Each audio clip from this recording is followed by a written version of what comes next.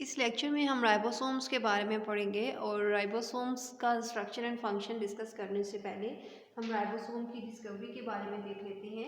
सबसे पहले राइबोसोम्स को जिस साइंटिस्ट ने आइसोलेट किया था उस साइंटिस्ट का नेम था Claude. So first time isolate cell में से किसने किया, सेपरेट करके दिखाया किसने था, वो साइंटिस्ट का नेम था क्लॉडे। एंड जिस साइंटिस्ट ने फर्स्ट टाइम राइबोसोम की टर्म यूज की थी उस साइंटिस्ट का नेम था पेलाडी। ठीक है, इससे हमें टर्म इंट्रोड्यूस करके दी थी, उसका नेम हमें बताया था। वाइल क्लॉडे ने फर्स्ट टाइम साइटोप्लाज्म में से राइबोसोम्स को सेपरेट किया था।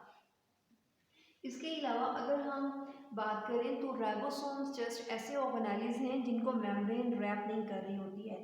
तो राइबोसोम्स जो हैं ये नॉन मेम्ब्रेनस ऑर्गेनेल्स हैं।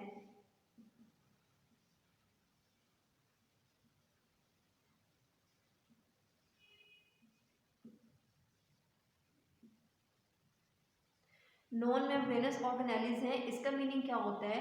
फॉर एग्जांपल जब हम यूकैरियोटिक एंड प्रोकैरियोटिक का डिफरेंस पढ़ रहे थे इसी चैप्टर के फर्स्ट वाले लेक्चर में इंट्रोडक्शन में, तो तब हमने पढ़ा था कि यूकैरियोटिक सेल के अंदर जितने भी ऑर्गेनेल्स प्रेजेंट होते हैं उन्हें एक मेम्ब्रेन रैप कर रही होती है इस तरह से। ये यूकैरियोटिक सेल के ऑर्गेनेल्स से, वाइल प्रोकैरियोटिक सेल के अंदर जितने भी ऑर्गेनेल्स होते हैं उन्हें कोई मेम्ब्रेन रैप नहीं कर रही होती है और उनके जो ऑर्गेनेल्स हैं वो इस तरह से नेकेड होते हैं। राइबोसोम्स ऐसे स्ट्रक्चर्स हैं जिन्हें कोई मेम्ब्रेन रैप नहीं कर रही होती है, तो इट मीन्स कि राइबोसोम्स जो हैं ये दोनों सेल्स के अंदर प्रेजेंट होंगे, यूकैरियोटिक सेल में भी और प्रोकैरियोटिक सेल में भी।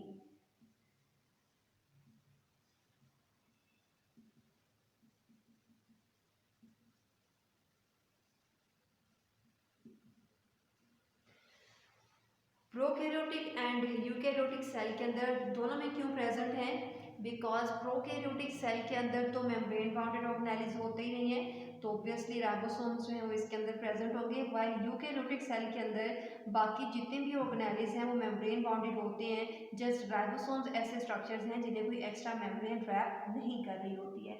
ठीक है, तो प्रोकैरियोटिक सेल के अंदर भी हैं और यूकैरियोटिक सेल दोनों के अंदर प्रेजेंट होते हैं।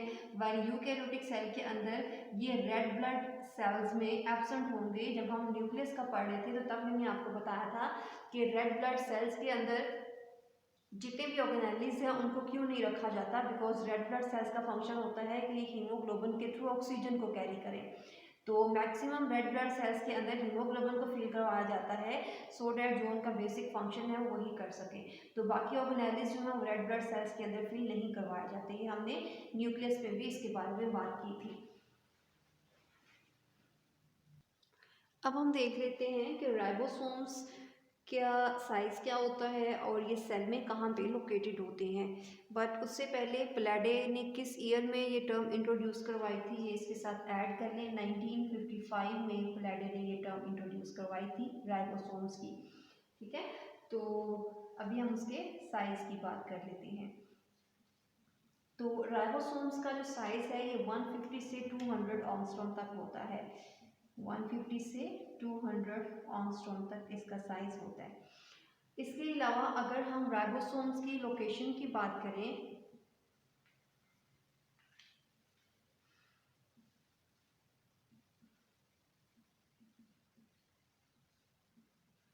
तो राइबोसोम्स सेल में दो फॉर्म्स में प्रेजेंट होते हैं।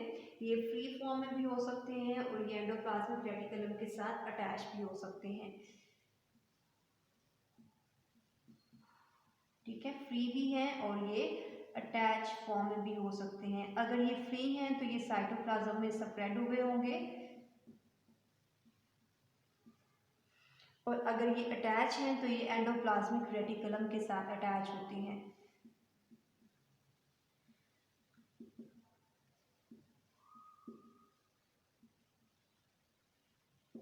और एंडोप्लाज्मिक रेटिकुलम एक ट्यूब्यूल्स का बना हुआ नेटवर्क है जिसके बारे में आप लोगों ने पहले पढ़ा है।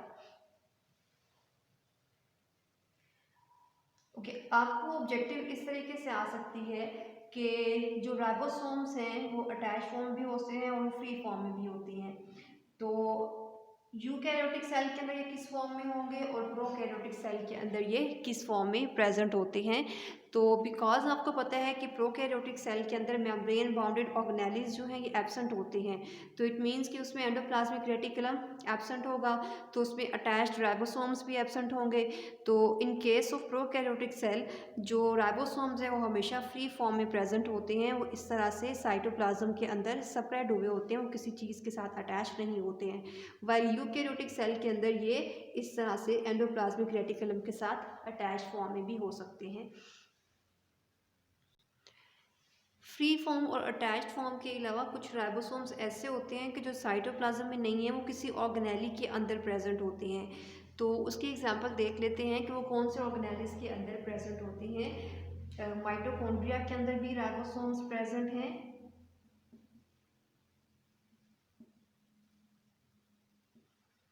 एंड इसके अलावा प्लास्टिड्स में भी राइबोसोम्स प्रेजेंट होते हैं। और राइबोसोम्स जो कि माइटोकॉन्ड्रिया में प्रेजेंट होते हैं उन्हें हम कहते हैं ये माइटोराइबोसोम्स हैं।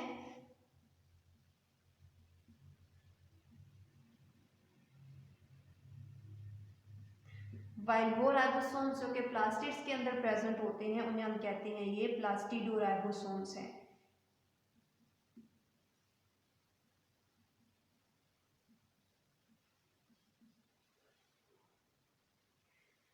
ठीक है, सो साइटोप्लाज्म में फ्री एंड अटैच्ड फॉर्म के अलावा ये किसी और ऑर्गेनेली के अंदर भी प्रेजेंट हो सकती हैं, और दो ऑर्गेनेलिस की एग्जांपल्स अभी हमने ली, माइटोकॉन्ड्रिया के अंदर एंड प्लास्टिड्स के अंदर।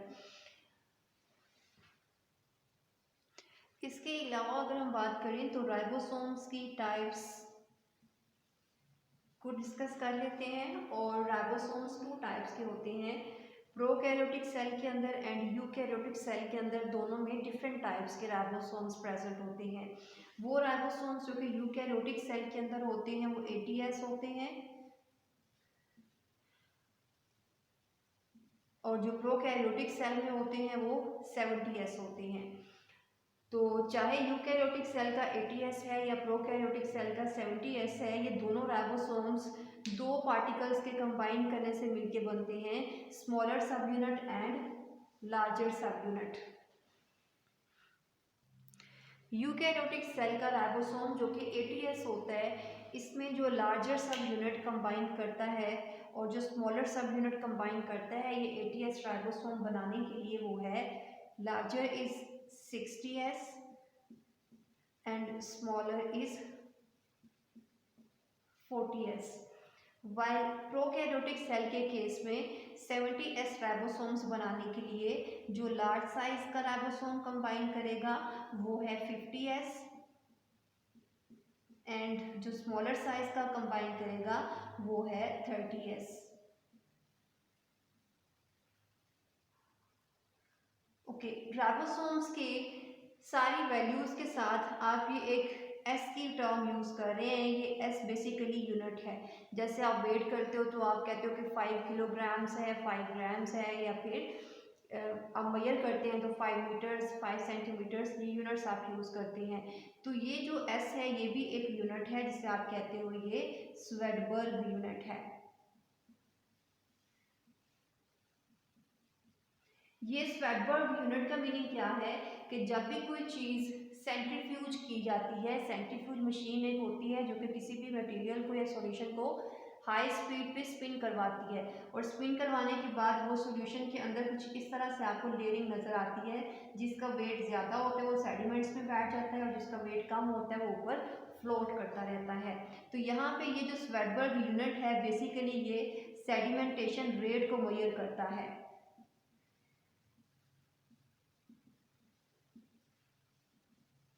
सेडिमेंटेशन रेट को मेजर करता है, इसका मीनिंग क्या है कि कोई भी चीज़ कितनी जल्दी सेडिमेंट्स में जाके बैठती है, और वो जिसका वेट ज़्यादा होगा वो जल्दी सेडिमेंट्स में बैठ जाएगी, और उसका जो एस का यूनिट है, जो स्वेडबर्ग यूनिट है, वो भी ज़्यादा होगा।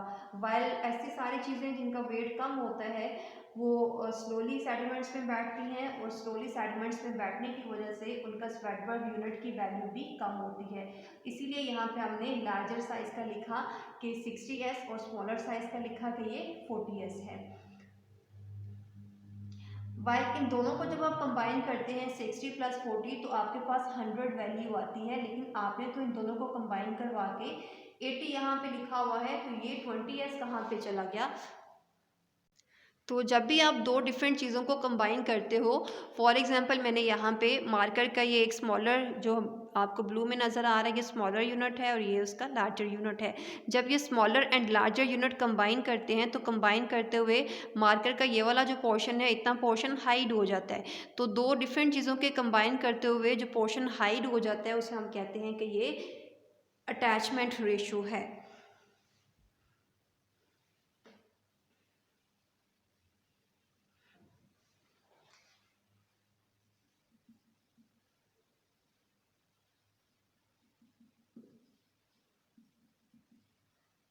ठीक है, तो यूकैरियोटिक सेल के अंदर अटैचमेंट रेशो कितनी है, 60 + 40 100 होना चाहिए, लेकिन यहाँ पे हमने 80 लिखा है, तो इट मीन्स के यूकैरियोटिक सेल के केस में अटैचमेंट रेशो 20s है।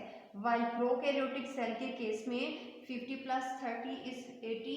80 हमने यहाँ पे नहीं लिखा, हमने यहाँ पे 70 लिखा है। इट मीन्स कि यहाँ पे कितना पोर्शन हाइड हुआ है, यहाँ पे 10s पोर्शन जो है प्रोकैरियोटिक राइबोसोमल यूनिट्स का वो हाइड हो गया है, और 20s अटैचमेंट रेशियो है यूकैरियोटिक सेल के केस में, और 10s अटैचमेंट रेशियो है in case of prokaryotic cell.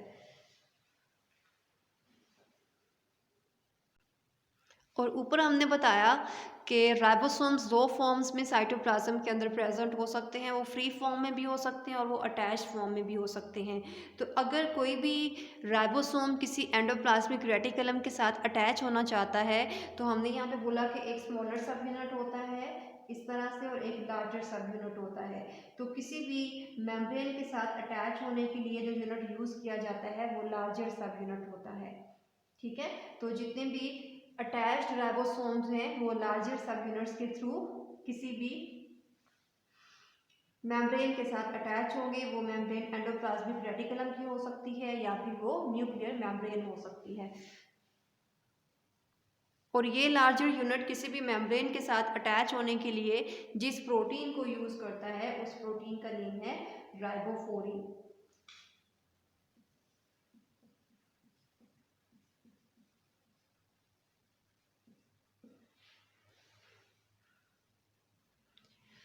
Ribosomes वैसे तो हमारे साइटोप्लाज्म के अंदर दोनों फ्री फॉर्म में होते हैं। फ्री फॉर्म मींस के इसका larger sub unit and smaller sub unit ये दोनों सेपरेट ही प्रेजेंट होते हैं, लेकिन जब भी इन्होंने वर्किंग अपनी करनी होती है, अपना काम करना होता है, तो लार्जर एंड स्मॉलर सब यूनिट्स ये दोनों कंबाइन हो जाते हैं। और कंबाइन करवाने के लिए जो यहाँ पे हमें मेटल चाहिए होती है वो है मैग्नीशियम आयंस।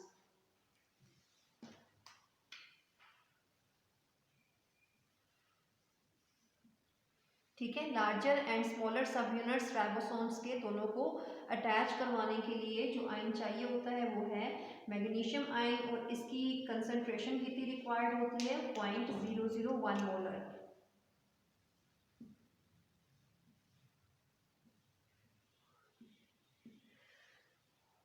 अगर किसी भी सेल के अंदर मैग्नीशियम की कंसंट्रेशन 0.001 से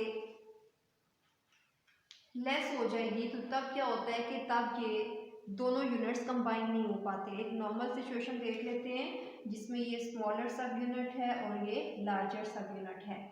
तो अगर किसी भी सेल के अंदर मैग्नीशियम की कंसंट्रेशन 0.001 मोलर है तो तब क्या होता है कि ये दोनों कंबाइन करके इस तरह से राइबोसोम का स्ट्रक्चर बना देते हैं।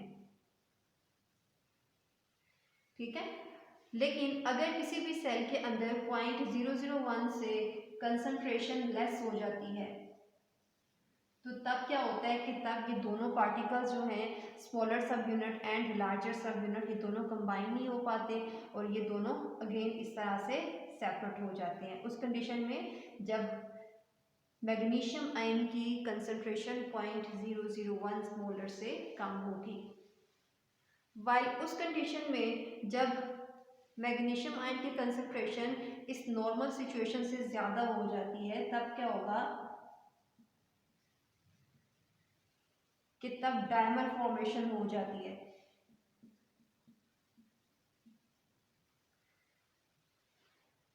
डाई का मीनिंग होता है टू एंड मर यहाँ पे मॉलिक्यूल के लिए टर्म यूज की जाती है। इट मीन्स कि फॉर एग्जांपल ये हमारा एक राइबोसोम था तो इसके साथ एक सेकंड राइबोसोम इस तरह से आके अटैच हो जाएगा।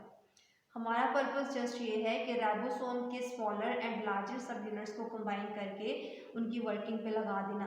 अगर कंसंट्रेशन इससे कम होगी तो ये दोनों कंबाइन नहीं हो पाते हैं, और अगर कंसंट्रेशन इससे ज़्यादा हो जाएगी तो तब क्या होता है कि दो डिफरेंट राइबोसोम्स एक दूसरे के साथ अटैच हो जाते हैं और दोनों एक दूसरे की वर्किंग को अफेक्ट कर सकते हैं। ठीक है, तो किसी भी राइबोसोम को प्रॉपर वर्क करने के लिए ये इसकी अप्रोप्रिएट मैग्नीशियम आयन की कंसंट्रेशन होनी चाहिए, so that larger and smaller सब यूनिट्स कंबाइन करके राइबोसोम्स को बना सकें, चाहे वो यूकैरियोटिक सेल का 80S है और प्रोकैरियोटिक सेल का 70S है।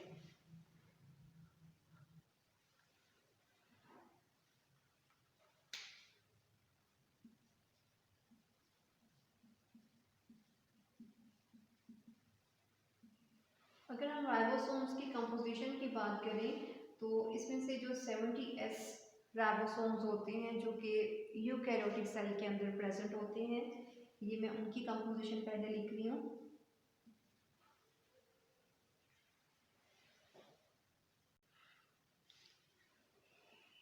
तो चाहे प्रोकैरियोटिक सेल है या यूकैरियोटिक सेल है, उनके अंदर दो चीज़ें प्रेजेंट है राइबोसोम्स में, राइबोसोमल आरएनए एंड प्रोटीन्स, ये दोनों कंबाइन करके राइबोसोम्स को बना रही होती हैं। 70S जो कि प्रोकैरियोटिक राइबोसोम्स हैं, उनके अंदर 60 से 65% राइबोसोमल आरएनए प्रेजेंट होता है।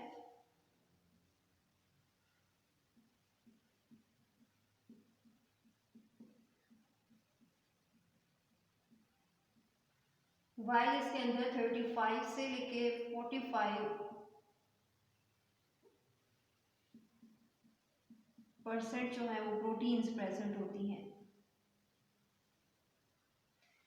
While in case of eukaryotic cell जो कि 80S राइबोसोम्स हैं,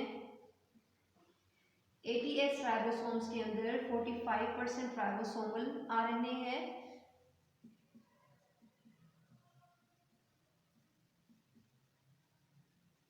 एंड 55% प्रोटीन्स प्रेजेंट होती हैं।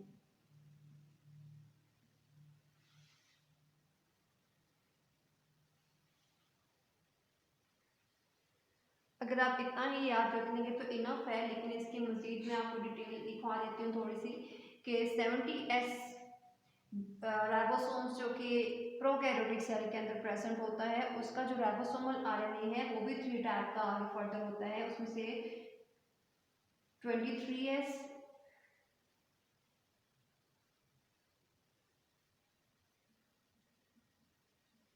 5S एंड 16S, 3 तरह के राइबोसोमल आरएनए प्रेजेंट होते हैं प्रोकैरियोटिक सेल के अंदर। इनमें से जो 23 एंड 5S हैं, ये उसका लार्जर सब यूनिट बना रहे होते हैं और लार्जर सब यूनिट उसका कितना होता है 50S। ठीक है, ये दोनों मिलके क्या बनाएंगे, ये लार्जर सब यूनिट बनाएंगे और जो 16S है ये स्मॉलर सब यूनिट बनाएंगे। ठीक है, सो 23S 5S जो है राइबोसोमल आरएनए प्रोटीन्स के साथ कंबाइन करेंगे और क्या बनाएंगे 50S, एंड 16S 30S जो कि स्मॉलर सब यूनिट है प्रोकैरियोटिक सेल का, उसको बनाते हैं। In case of eukaryotic cell ribosomal RNA जो है ये 4 टाइप्स का होता है, जिसमें से एक 28S है,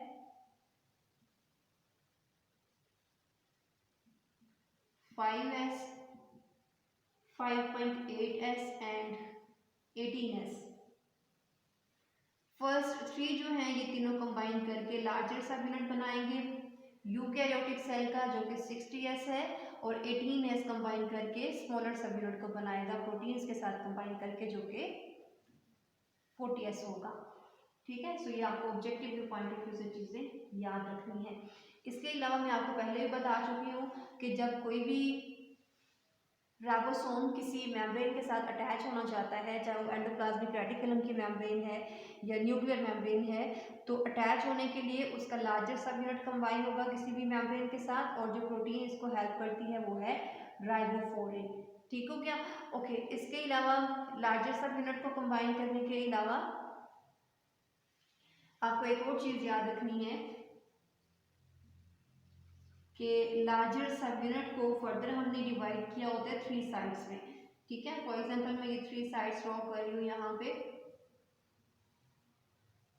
इस तरह से टनल लाइक शेप होती है इसकी और इसमें 3 साइड्स प्रेजेंट होती हैं। ए को हम कहते हैं A side, B side and E side. जब हम ट्रांसलेशन के अंदर राइबोसोम का फंक्शन पढ़ेंगे और राइबोसोम का फंक्शन एक ही है कि ये प्रोटीन्स को सिंथेसाइज करवाते हैं, इसके अलावा राइबोसोम्स का कोई काम नहीं होता।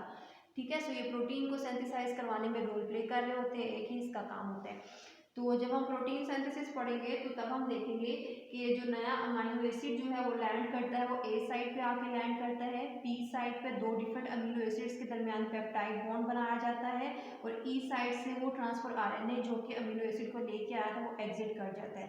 ठीक है, लेकिन इसकी डिटेल हम बाकी इंशाल्लाह ट्रांसलेशन के टॉपिक के अंदर पढ़ेंगे। इसके अलावा जो स्मॉलर सब यूनिट होता है, जब प्रोटीन की सिंथेसिस हो रही होती है तो जो मैसेंजर आरएनए डीएनए की इंफॉर्मेशन लेके आता है वो स्मॉलर सब यूनिट के साथ कंबाइन होता है। ठीक है, और जो लार्जर सब यूनिट है वो किसी भी मेम्ब्रेन के साथ अटैच होगा। अगर वो अटैच फॉर्म में है, वो फ्री फॉर्म में है तो तभी किसी के साथ भी अटैच नहीं होगा। इसके अलावा लार्जर सब यूनिट की 3 साइड्स हैं, ए, पी एंड ई। ए जहाँ पे अमीनो एसिड को लैंड करवाया जाता है इसे हम कहते हैं ये अमाइनो एसाइल साइट है।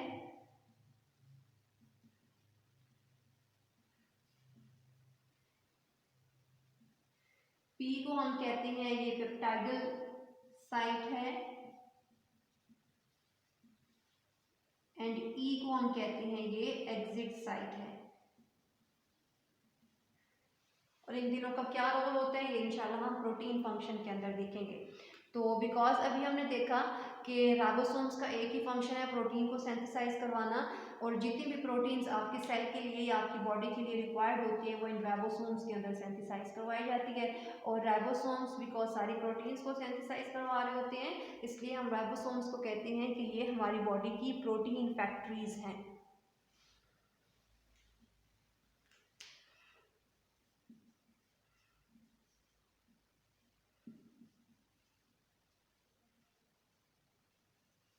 ठीक है, तो प्रोटीन फैक्ट्री हमने राइबोसोम्स को क्यों बोला है, बिकॉज ये जितने भी प्रोटीन हमारी बॉडी के लिए रिक्वायर्ड होती है वो यहाँ पे सिंथेसाइज करवाई जाती है। तो ये था बेटे राइबोसोम्स का टॉपिक। आपको इस लेक्चर में कोई भी क्वेश्चन है तो आप इस वीडियो के नीचे कमेंट करके पूछ सकते हो। नेक्स्ट इंशाल्लाह फिर हम कोई और ऑर्गेनाइज पढ़ेंगे।